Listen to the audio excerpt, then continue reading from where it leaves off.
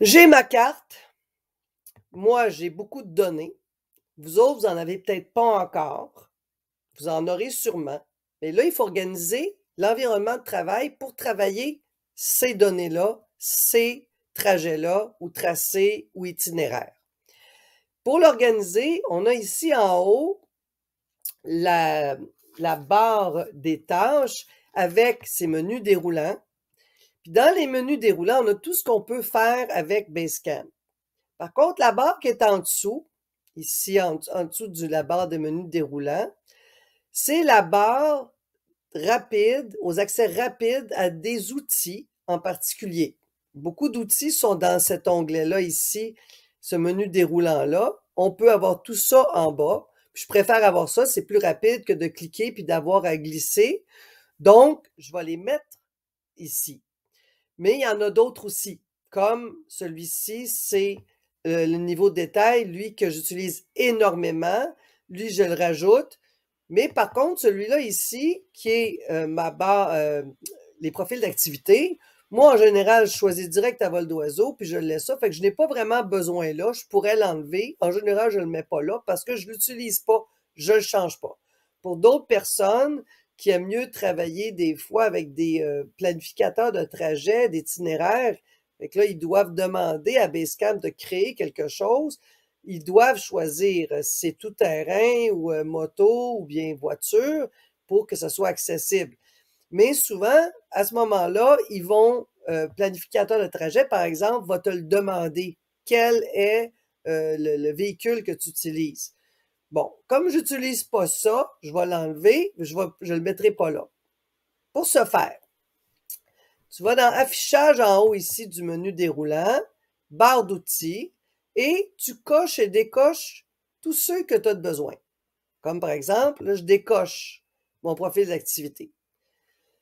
Je retourne dans Affichage, barre d'outils, et là, voici ceux que j'utilise moi.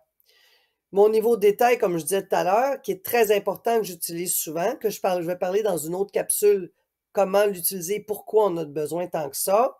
J'ai mes outils de travail sur mes tracés, ici, mes outils pour ma carte, la manipulation de ma carte, ainsi que l'outil de sélection.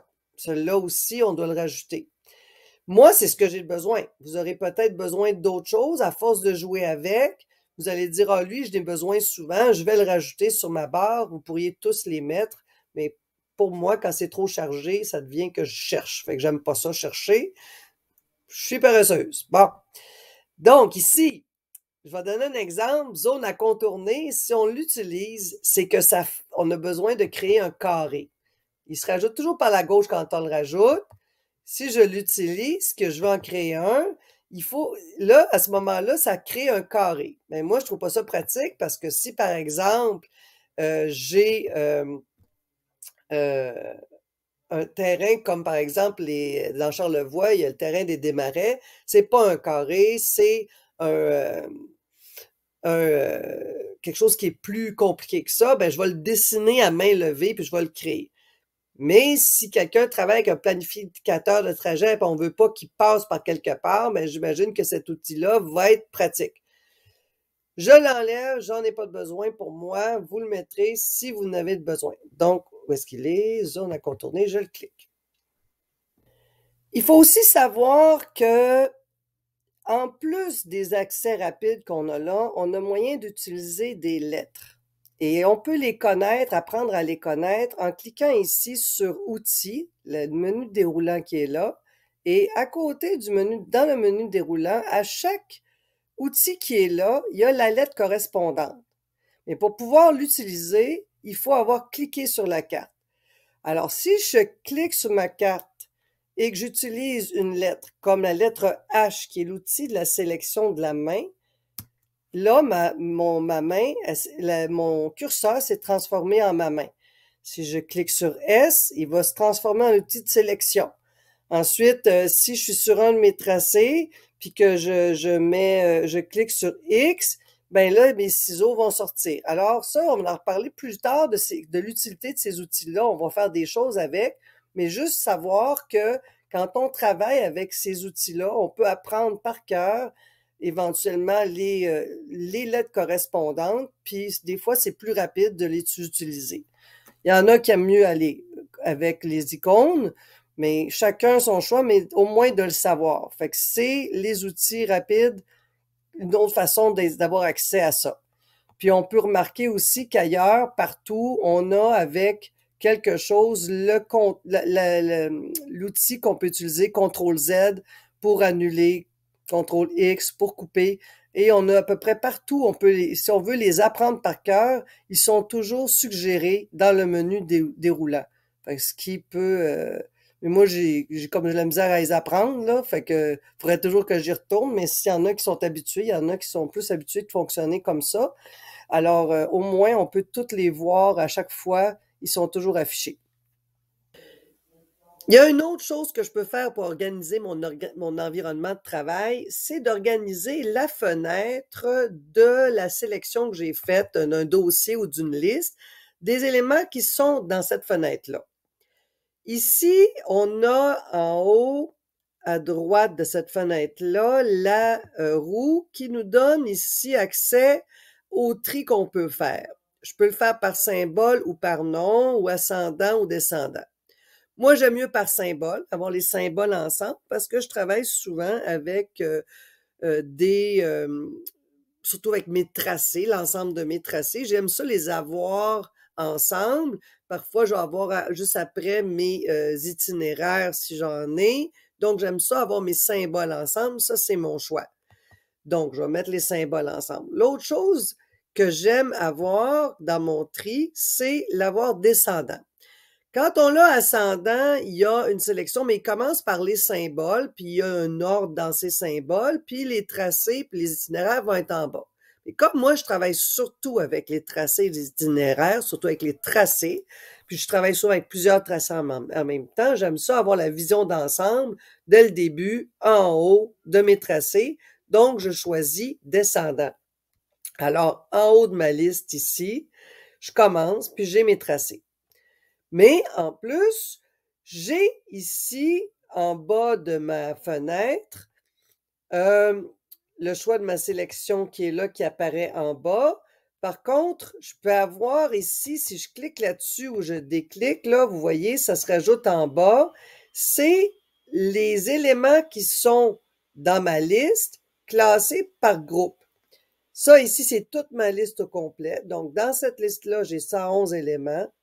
Puis, on voit à côté, il y a mes points de repère, que j'ai 82 points de repère. Donc, si je clique juste sur les repères, je vais avoir juste mes repères d'afficher dans ma fenêtre. Ça allège ma recherche. Si je clique ici, j'ai aucun itinéraire dans ce dossier-là, mais j'ai 29 tracés. Donc, si je veux travailler juste avec mes tracés, j'ai mes tracés. En tout cas, tout est là, qu'on peut choisir une sélection pour diminuer les éléments dans la fenêtre. C'est une autre façon de pouvoir travailler. Je le garde allumé en bas si j'en ai besoin. Souvent, je vais travailler avec tous les aimants-là, mais si je dois descendre trop bas pour aller chercher quelque chose, je vais aller chercher ici en choisissant un de ces éléments-là. Une autre chose que j'ai besoin de faire pour organiser mon environnement de travail, c'est de connaître et de choisir mes unités de travail et mes préférences. Pour faire ça, ici, je dois aller dans Édition, Options. Dans l'option ici, je vais pouvoir organiser mes unités.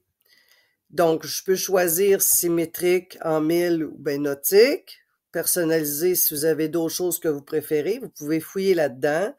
Je choisis ma pente. Moi, je travaille en pourcentage. C'est très bon pour moi. Le cap ici, on peut choisir quelque chose d'autre si on a besoin. Vous pouvez jouer là-dessus. Mais quelque chose qui est important de vraiment vérifier, c'est les coordonnées, dans quelle façon qui sont affichées.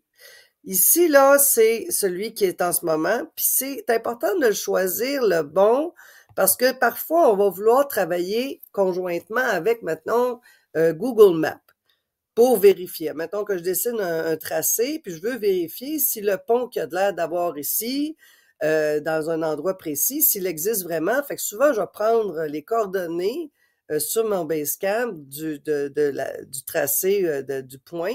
Je vais l'amener sur Google Maps. Puis avec Google Earth, je vais regarder visuellement. Fait que des fois, je vais travailler les deux ensemble. Je veux savoir de quoi ça a l'air. Fait que j'ai besoin d'avoir des coordonnées compatibles. Fait que ça en est une coordonnée compatible. Je le laisse toujours comme ça, mais parfois, il faut vérifier. Parce que c'est peut-être que ton Basecamp, quand tu vas l'avoir téléchargé, il va peut-être pas avoir ces coordonnées-là. Fait que c'est juste de vérifier les unités de mesure. Tu as l'affichage aussi.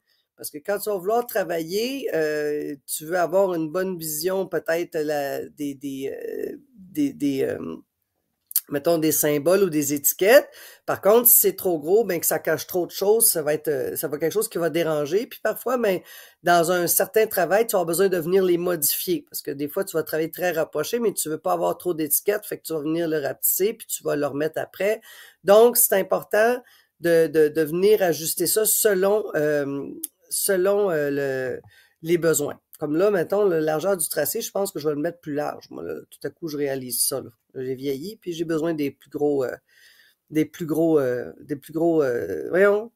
tracés. Bon, après ça, le profil d'activité, bon, comme je l'ai dit tout à l'heure, dans un autre, au niveau des informations, dans l'affichage, il y avait, on pouvait le mettre ici sur la barre d'outils puis le modifier. Bon, puis on peut aussi le modifier ici. Fait que là, c'est ici qu'on peut venir ajuster certaines choses, c'est selon les besoins. Le transfert vers l'appareil, il y a des petites choses qu'on peut ajuster si on veut les ajuster là. On peut faire ici, dans périphérique, on peut faire le transfert vers l'appareil, mais on peut ajuster la façon qu'on veut le transférer ici. Et en général, ben, c'est le choix de la langue. Moi, j'ai choisi le français pour mon Basecamp. Fait que vous pouvez ajuster certaines petites choses ici pour vos besoins. OK? C'est vos préférences. Maintenant, quand je vais avoir fait ça, c'est important, bon, de faire OK parce que les changements, il faut qu'ils soient appliqués. J'ai ma carte pour travailler maintenant sur mon Basecamp. J'ai organisé mon environnement de travail. Maintenant, je dois savoir comment lire et manipuler ma carte.